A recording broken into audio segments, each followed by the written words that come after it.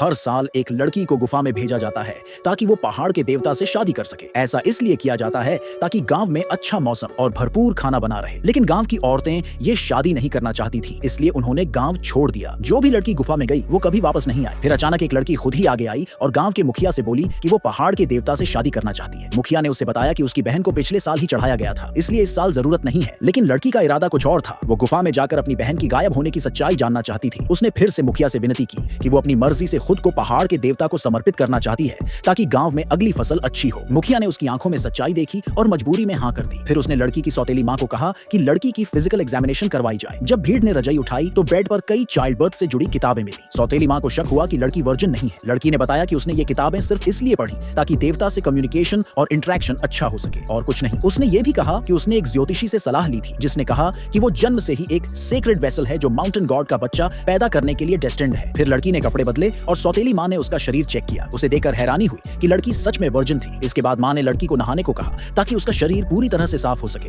क्योंकि जो औरत माउंटेन गॉड से शादी करती है उसे एकदम प्योर होना चाहिए। फिर सौतेली मां उसे गांव के मुखिया के पास ले गई और लड़की से कहा गया कि वो एक बार फिर पब्लिक में अपने कपड़े उतारे ताकि फिर से एग्जामिनेशन किया जा सके। लड़की इतनी भीड़ देखकर शर्म से लाल हो गई, लेकिन सौतेली मां ने समझाया कि दूसरी बार जांच करना जरूरी है ताकि कोई गलती ना हो। अगर माउंटेन गॉड को पता चल गया कि जो लड़की भेजी गई है वो वर्जिन नहीं है तो गांव पर भयानक श्राप आ सकता है। ये सुनकर लड़की मजबूरी में अपने कपड़े उतार देती है। दोनों जांच पास करने के बाद लड़की सभी रिक्वायरमेंट्स में फिट बैठ गई। गांव वाले उसे तैयार करने में मदद करते हैं और फिर वो गुफा की तरफ निकल पड़ते हैं। रास्ते में चलते हुए लड़की अचानक ठोकर खा जाती है और उसके हाथ में कट लग जाता है जिससे खून बहने लगता है। ये देखकर मुखिया गुस्से में लड़की को डांटता है कि शादी के दिन खून बहना बहुत बुरा शकुन होता है। लड़की जल्दी से एक जेड पेंडेंट निकालती है और बताती है कि ये एक तावीज है जो उसे एक ज्योतिषी ने दिया था। उस मास्टर ने पहले ही बता दिया था कि आज उसे खुशी से पहले दुख सहना पड़ेगा। इसका मतलब है कि अभी भले ही खून निकला हो, लेकिन जैसे ही वो माउंटेन गॉड से मिलेगी वो जरूर उसका बच्चा कंसीव करेगी। गांव वालों को ये बात सही लगती है। किसी ने एक लाल कपड़ा निकाला और कहा कि माउंटेन गॉड की दुल्हन को अपनी नजरें प्योर रखनी होती हैं